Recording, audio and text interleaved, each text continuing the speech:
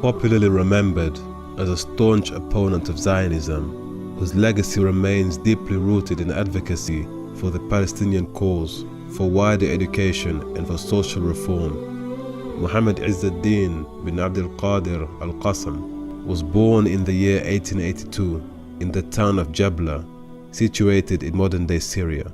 But in 1902 he traveled to Cairo as a student at the Al-Azhar University.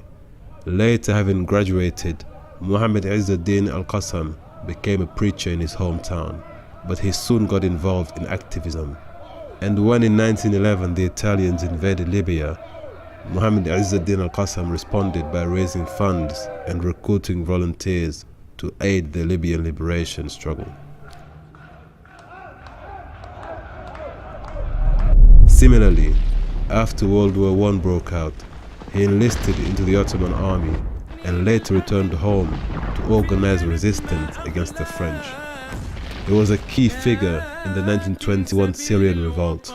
However, he was forced to escape to Haifa in Palestine, where he directed his efforts towards serving the peasants and farmers by setting up night schools for casual laborers. It would not be long before he began working to assist the Palestinian cause, when during the 1930s he established a group called the Black Hand. This self-defense association was comprised of local residents.